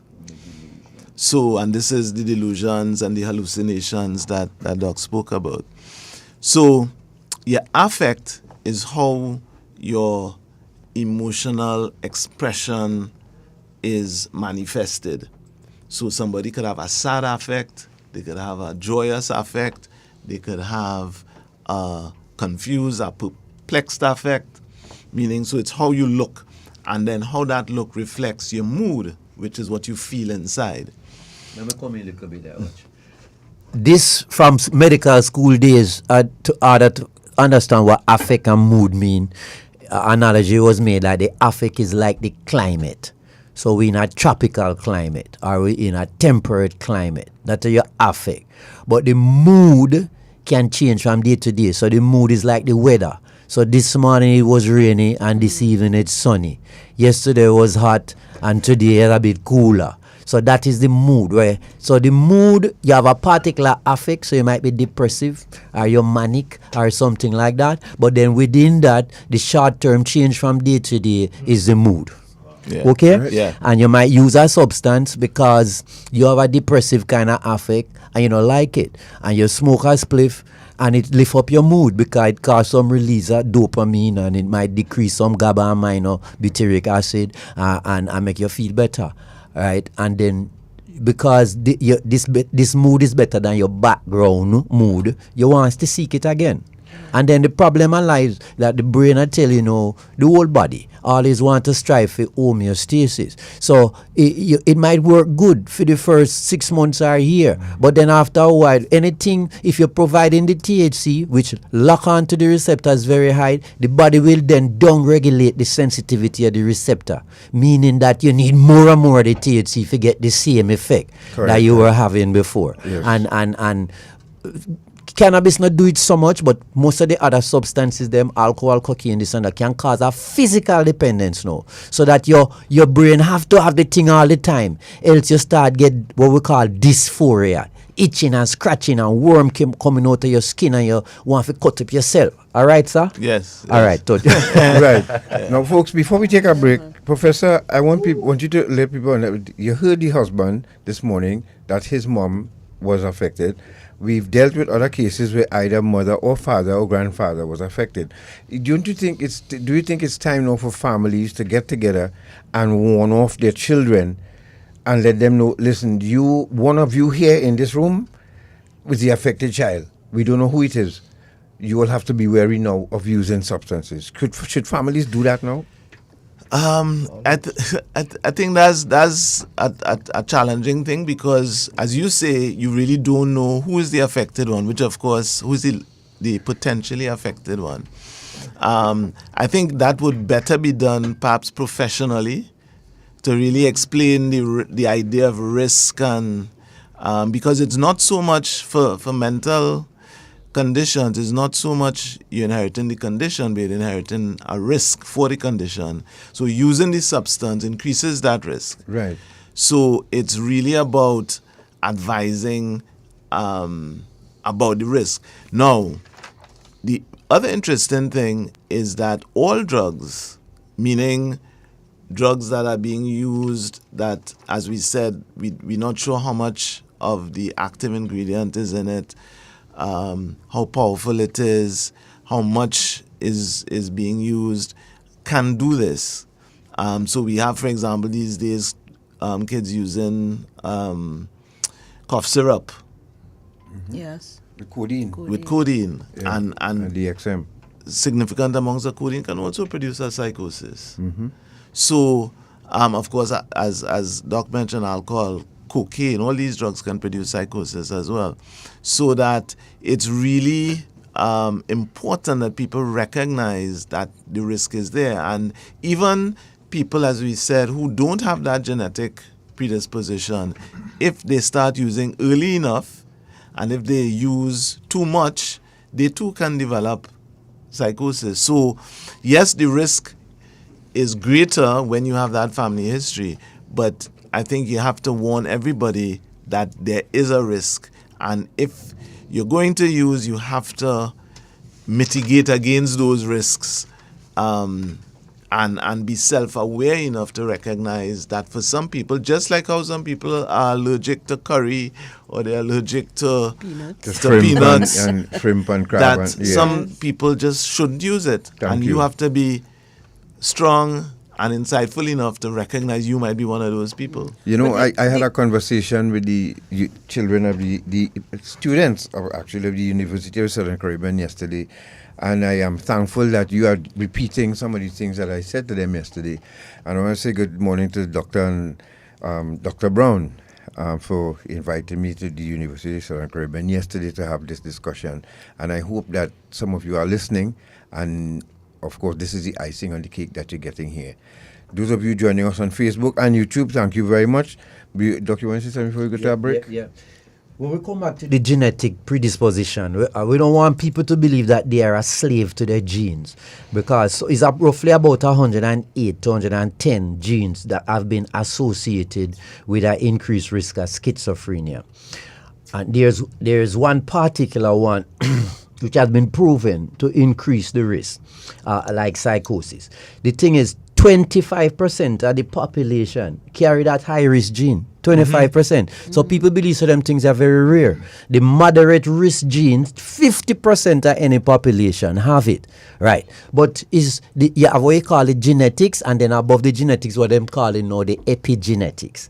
Now the epigenetics are certain condition, environmental or otherwise, using cannabis, could be an epigenetic thing, that would trigger off something. So it no mean that you have, say you have some of the bad genes there, for predisposed to schizophrenia or say psychosis. It no mean that you're going to get it, It might need the epigenetic thing, mean an environmental trigger. Like for instance, start using cannabis early, or I use too higher THC thing, because the traditional cannabis what we grow about here and thing and so have about 4 or 5% THC, as opposed to what going on now where they hybridizing the thing is 30 and 40, and then by the time you put the thing into something to vape it or so, it's all 70, 80, 90% THC.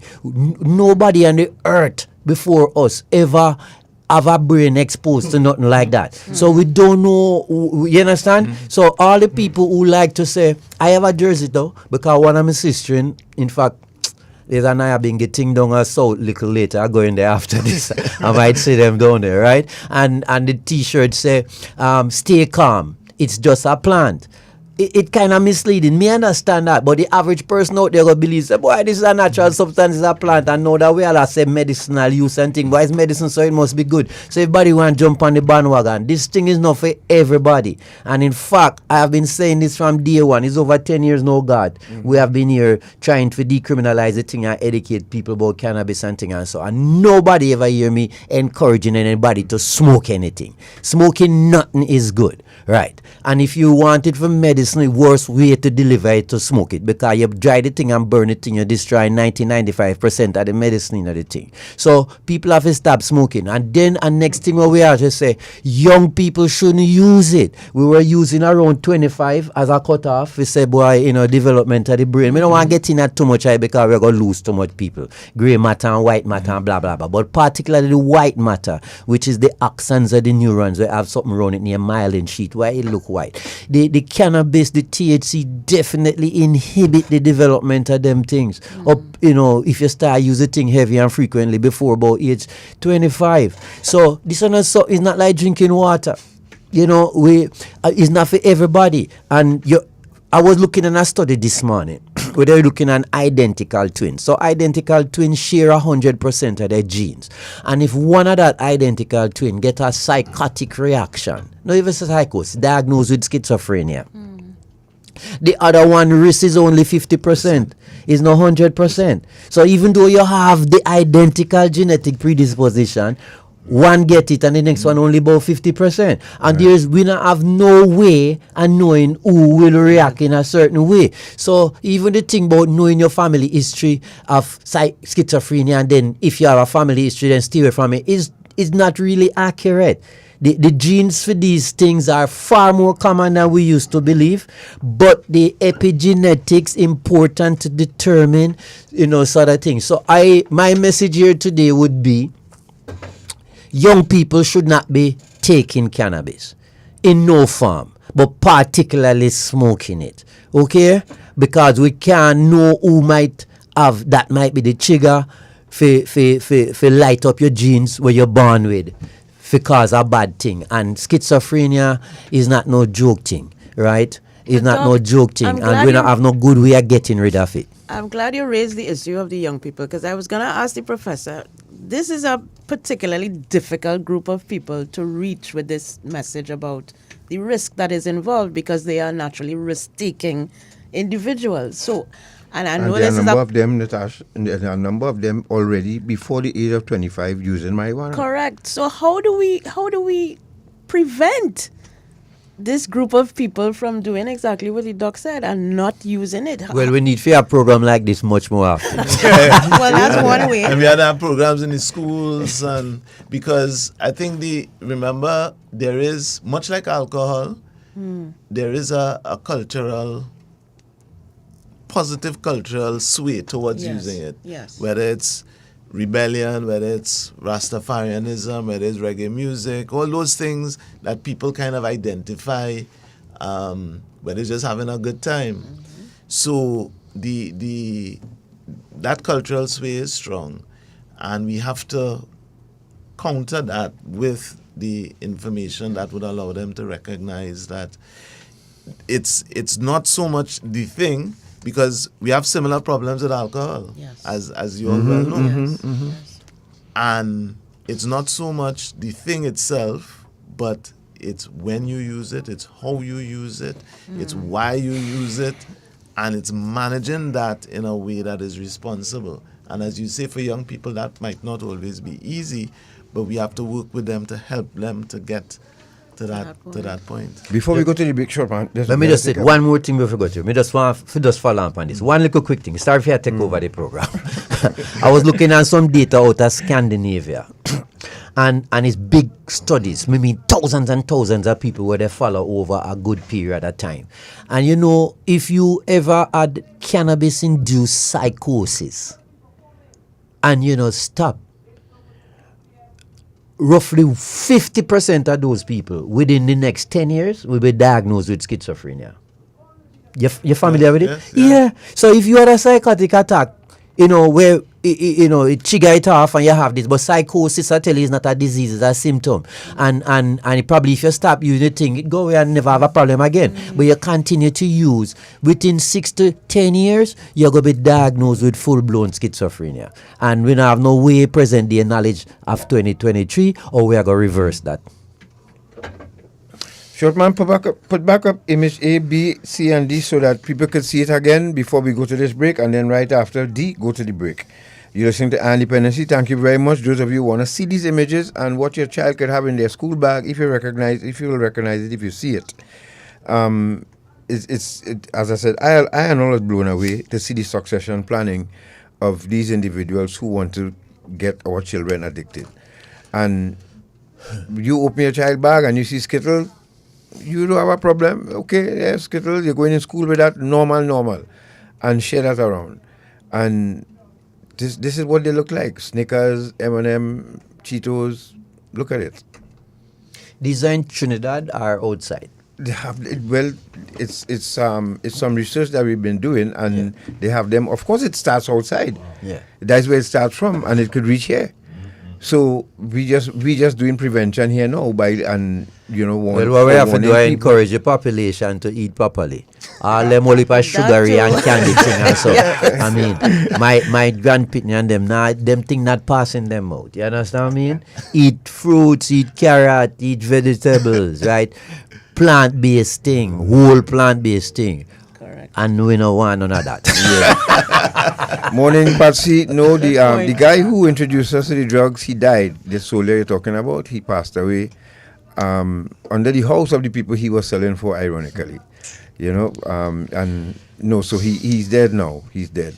Let's go to that break, folks. Remember, those of you on YouTube, please remember to like and subscribe to our channel, and so that you'll be notified when we go live again, because as Dr. Pottinger indicated, we will have to continue these discussions so that as much as possible. These are two giants we have in the studio here. Absolutely. Who you could hear Dr. Pottinger could kind of program by himself. So because he's come prepared for that all the time. So and he'll be here next Sunday too, folks, with Natasha and they as we discuss menopause. So let's go to a break. We'll be right back. He's all around there.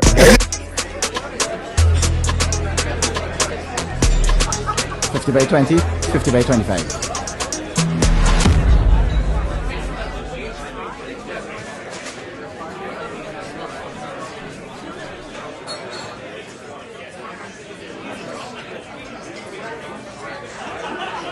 This is Kyron Pollard. When you play, do it the legal way. Don't bet on illegal gaming. Go, sona. I come in. And don't give me no attitude there. You have sheer no manners, boy. I wish I had your touch, boy. You have to groom them. First, you have to target them. Scope them out. See if they have low self-esteem.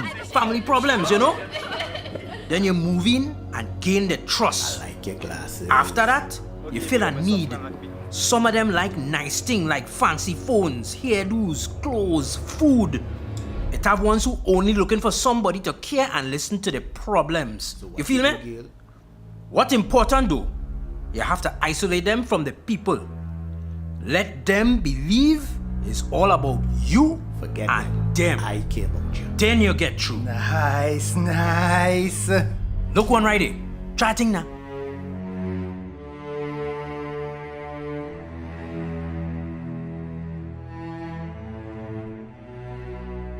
A message from the counter-trafficking unit of the Ministry of National Security. Eye on Dependency with Garth and Natasha.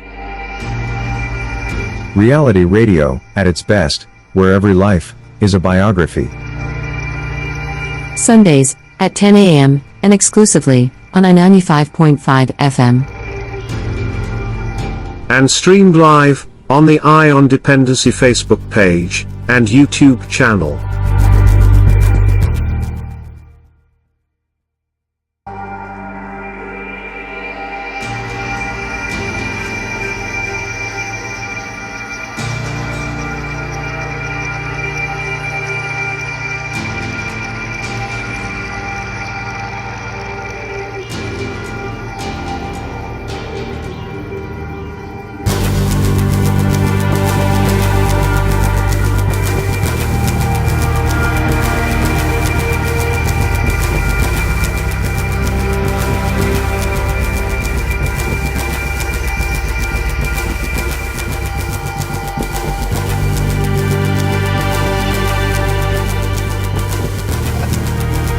Very much for staying with us on Eye on Dependency. We are having a very lively and informative discussion about cannabis, mental health, psychosis, and schizophrenia. So we hope that you have been following along, and if you have any questions, please share them on our Facebook page or YouTube channel, or you can call. We open the line shortly. But we and also, Dr. Pottinger, I know you will, if you don't mind, Professor, if you have the time, we have lots of questions on Facebook that maybe you could answer when you spare time.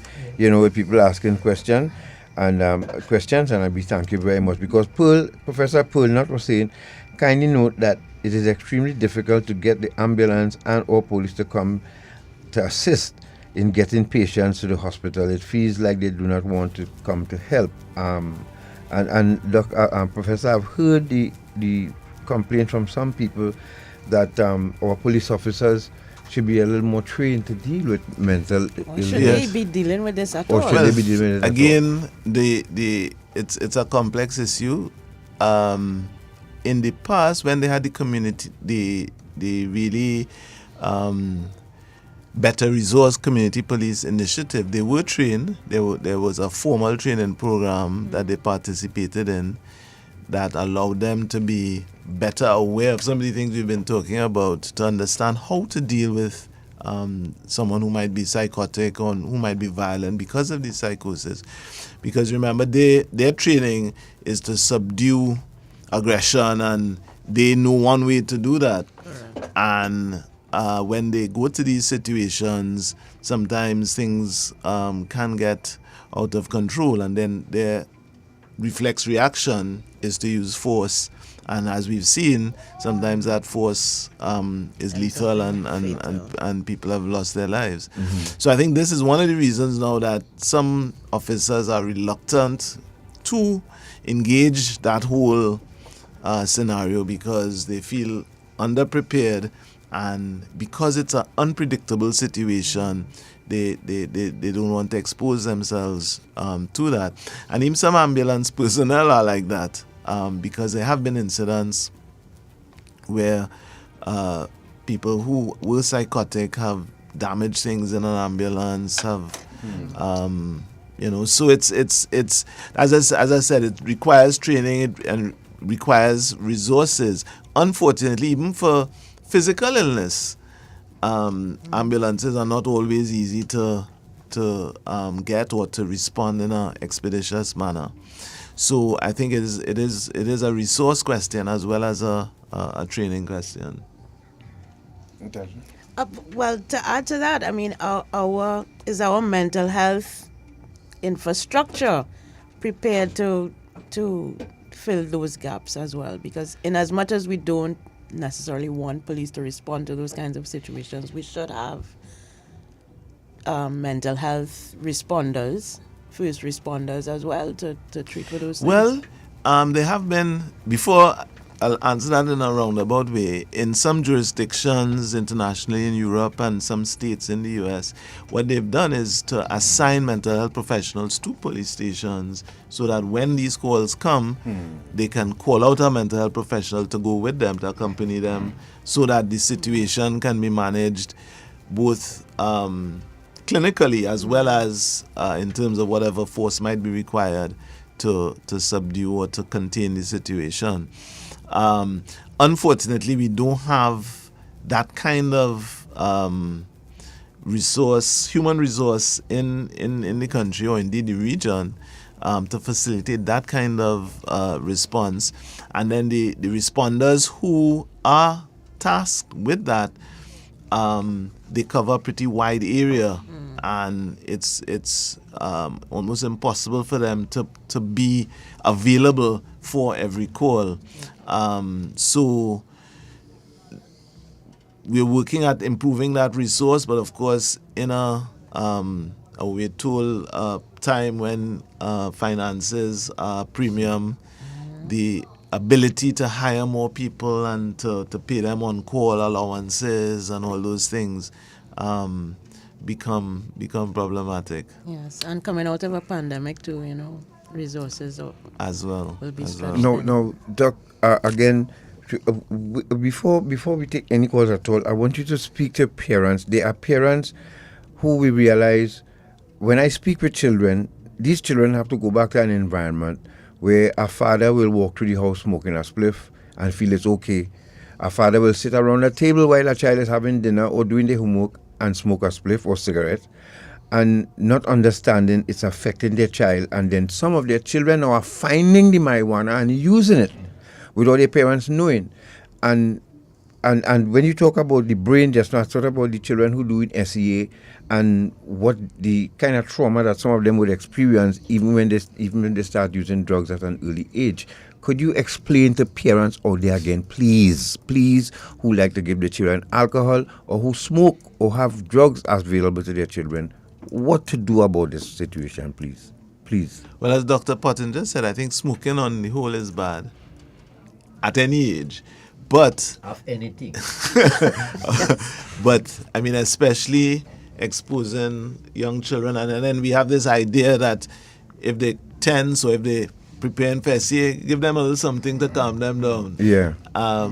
And believe that is helpful, not realizing, as Dr. Pottinger was saying, the effect, the biochemical effect on the receptors in the brain and how it's sensitizing them to using these substances thereafter.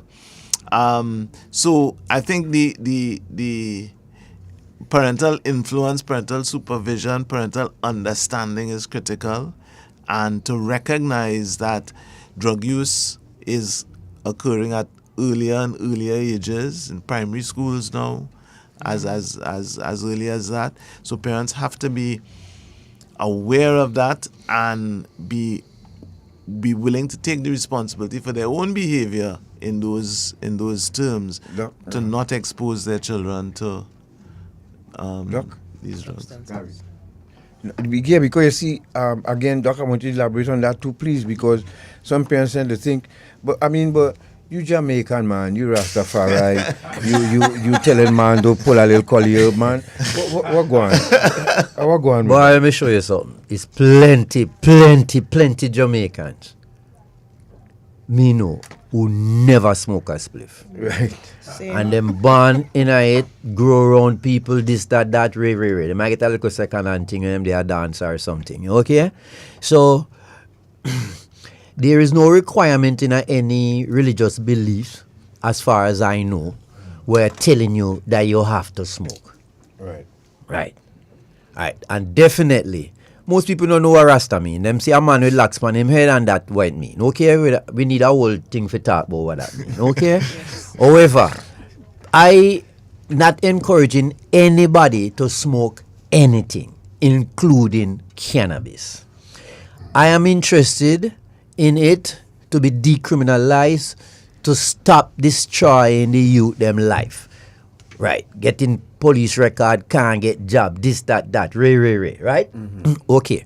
And secondly, the thing is not no panacea for all health issues, but there are some health issues that it definitely can help with. Yeah? I don't want to start sound like a zealot. But for instance, anybody who using like the cannabis oil as a supplement for help them to sleep or for help calm them down, because this is the thing, it can cause anxiety and it can reduce anxiety.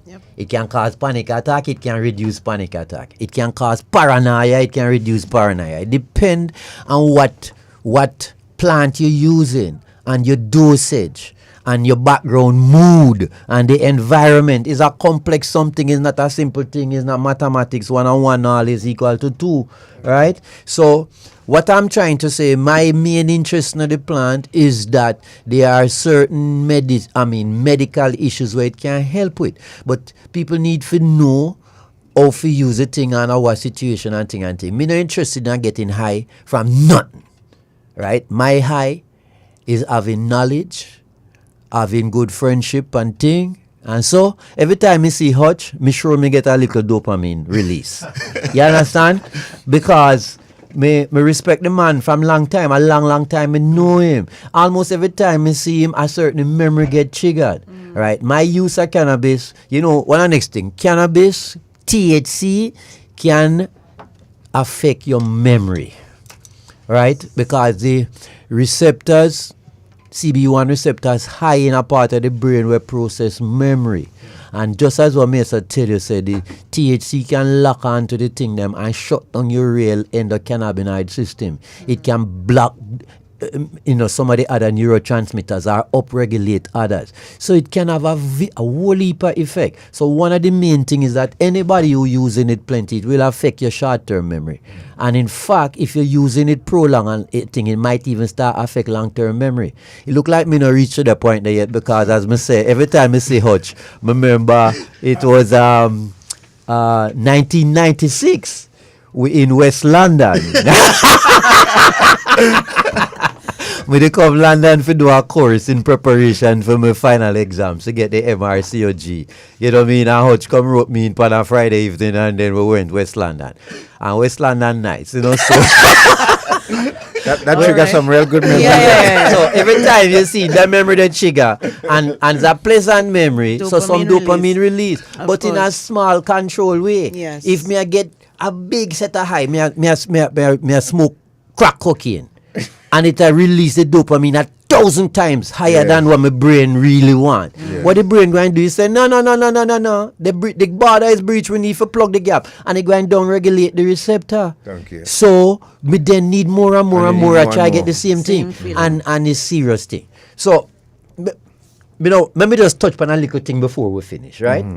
Because it's almost impossible to understand the connection between cannabis, THC particularly, and psychosis without knowing a little bit about the chemistry of the brain. So we touch a little bit on dopamine. So people, when you go read about dopamine, there's something called glutamate. Read about glutamate too. Around 50% of the brain synapses, with the junction them with the brain, them communicate with each other. Around 50% of them use glutamate as the neurotransmitter. So it's by far the most common neurotransmitter in the brain. And let me just say some things I'm going to write this morning about glutamate. Glutamate is the most abundant, widespread neurotransmitter.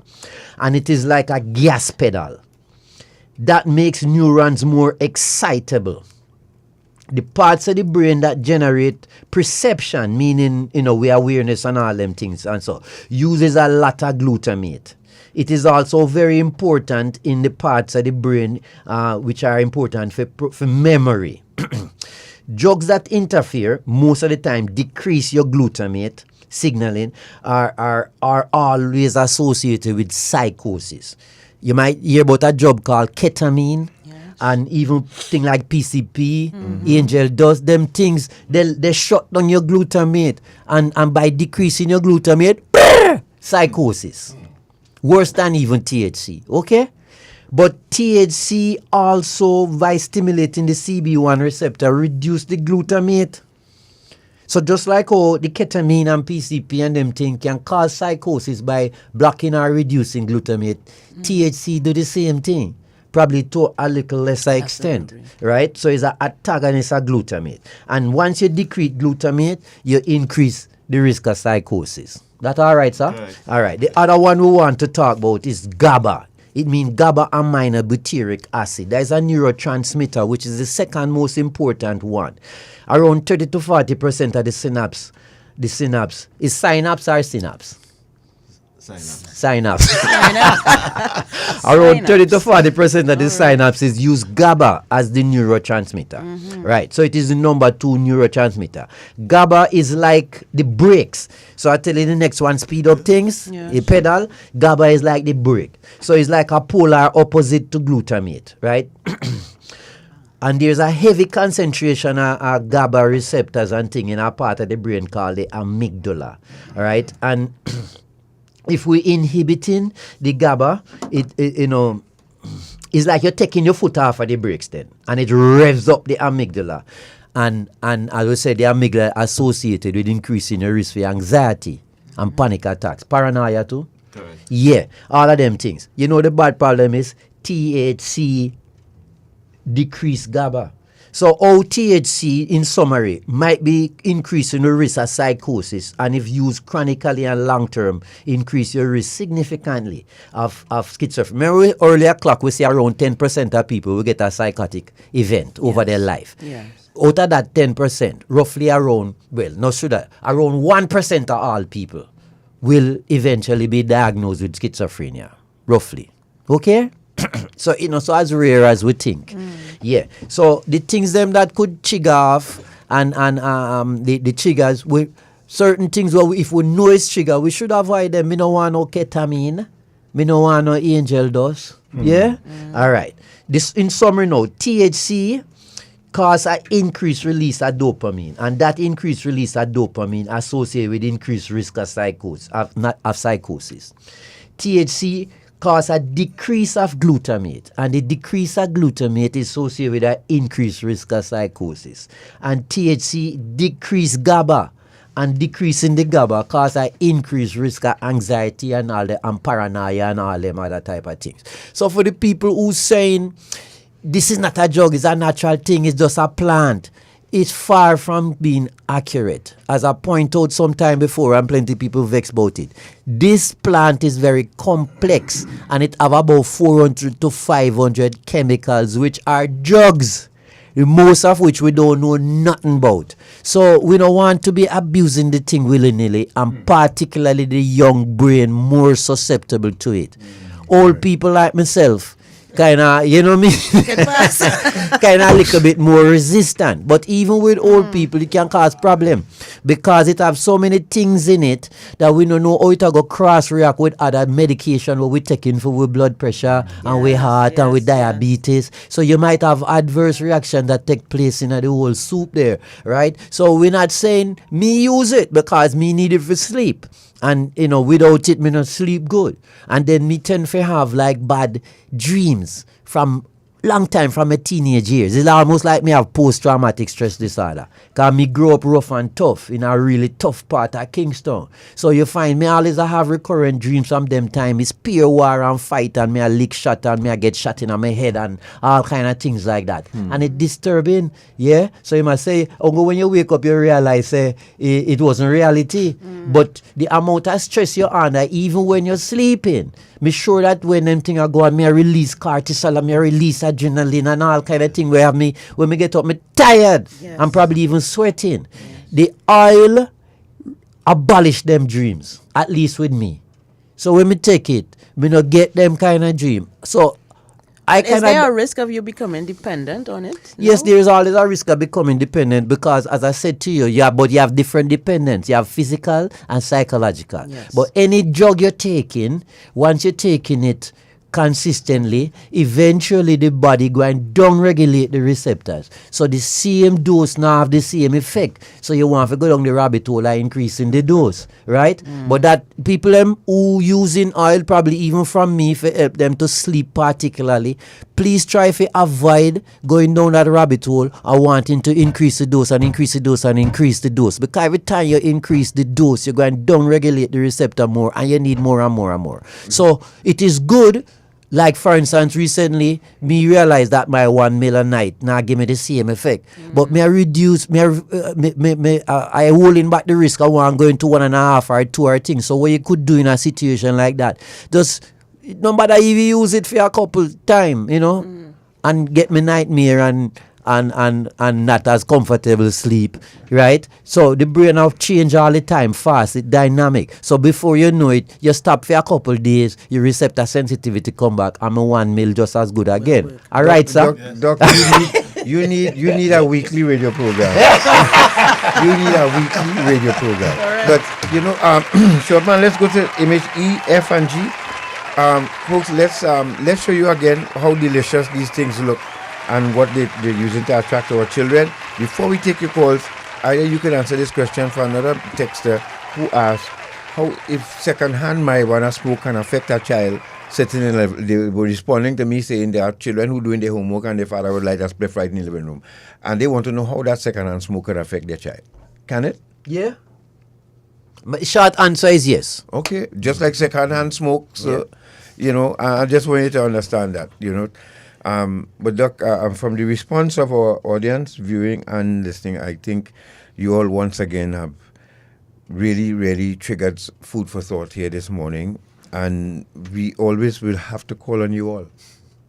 Just prepare for that, As a matter of fact, leave pictures up, God. Bones, look at this. Look how beautiful this looks. Macaroons. Look how wonderful this looks. Yeah, boy. And somebody will eat. That thing looks so delicious. Somebody will eat the whole thing, Not me. No night. and this is how they attract. Look how attractive that looks. And you could never tell that the danger that lies in eating this. We need to have a program to tell people about the dangers of sugar. Sugar. Yes. You understand? Sugar was listed as the number one substance of addiction in the 19th century. Sugar. There you go. Yeah. Look at the other image. And I'm sure it works now. Yeah. Gary, have a caller. 622-3937. Those are macaroons. I've never had one, but Natasha seemed to recognize that immediately when I showed her. Yes. Sweet tooth. Because yes, correct. Sweet tooth. That triggers my dopamine. Yeah, and because once in marijuana, the edibles started become available to the public. How But they're already available. Remember, we've been hearing reports of this being distributed in schools and children being affected. The brownies. Yes. But I'm talking about when they expand the product, like what we're watching here. This is a lollipop. Yep. Right? And then the other image. Good morning. 622-3937. We have just 2 minutes before the news at 12. Hello, good morning. Hello, good morning. Morning. Morning. I have been listening to your program, and I always listen to your program. I'm calling for the first time. Mm-hmm. Thank you. And I'm calling because I have a 16-year-old granddaughter who is on marijuana, she said. And she's also pregnant. Oh, Lord. 16 and pregnant. 16, yes. Now, she was in St. Anne's for evaluation before she was placed in my care by the court. Now, I do not have documentation from the court yet, but she was with Children's Authority. And Children's Authority, via the court, asked me to hold on to her temporarily until they could get some kind of a place of assistance for her. What is taking place with me, however, she does not listen. She leaves home, she runs away from home. She's not stopping the smoking of the marijuana. She's not eating properly. She's Have leaving they home. identified who's the father of the child? Now, her father left her mother, who is my daughter, since she was 6 months old. Kola, let me stop you. You hear what to do. Take down this number because we're gonna run out of time, and we can speak to you off the air. All right. Yes, I will appreciate it very much. All right. So take 756-6337. 756-6337. Right. Give us a call later, anytime after 2, and we'll speak about this, and we'll get into more detail because we wouldn't want to rush you, and because you're coming up to 12 o'clock soon. 756-6337. 6337. Thank you. Okay, you're welcome. Thank you for calling. One last call. Hello, good morning. Good morning. Thank you so much.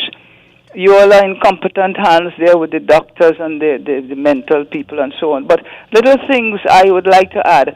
What Dr. Pottinger also spoke about it. I'm waiting to call into the diet. Please keep sugar away from that young man, the policeman's son. Keep sugar far away from him and the fast foods. And if you can start him on a vegan diet, it would be by far better. Also, try and get him into a little soil, planting some food. You all go with him and start a little kitchen garden or something. Get him involved in that. Spontaneously, just take him for a sea bath and that kind of a thing, and try to keep him in the present time. But you see, the sugar and the fast food, definitely keep that away from him. When you want to introduce love to him, don't come, oh, I love you. Get the opportune time and say, listen, the way I love you, but you're not loving yourself, and these kinds of things. And let us see how much we can help our youth. But please, who are the people that bring in these things to our young children and targeting specific groups of people? Thank you. Thank you very much.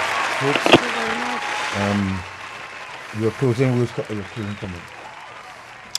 Well, I repeat myself over and over. Young people, anybody below 25 really should not be using cannabis in any form whatsoever. Pregnant women, really, please try to avoid using cannabis because you're setting up the child from in utero for having issues down the road. All of us, we not perfect, and think all of us prone to have psychosis. Around 10% of we will get it. Roughly 1% of us will have a diagnosis of schizophrenia going down the road. However, once certain things are triggers and have been identified, please find a will to stay away from it. The people who get pleasure from smoking and drinking and this and that and thing, start some form of regular chronic exercise now and get your high from that. Professor?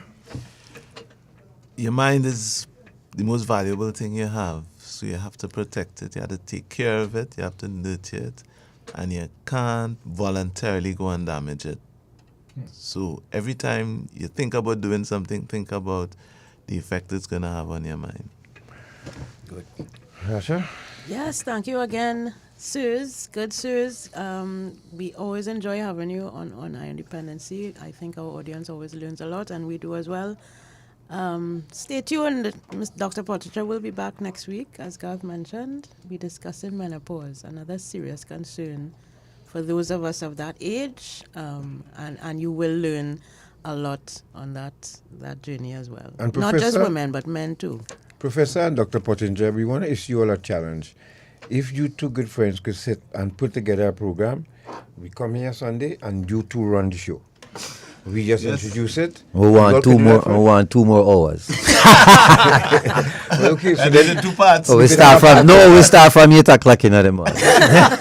We can have a part 1 and part 2 because as you see from the response from the listeners and the viewers, they're really thankful for the knowledge that you brought here this morning, and we want to publicly issue all that challenge that we give you all 2 Sundays to put programs together that I think the public should hear and be aware of, so that you can come and educate us and the public. No problem, man. Yeah? Just tell us when. All right. Challenge accepted. Yeah. Thank you very much.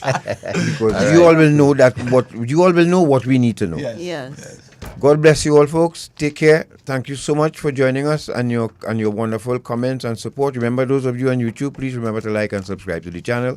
And once again, we thank Dr. Pottinger and Professor Hutchinson for joining us. Major news coming up next.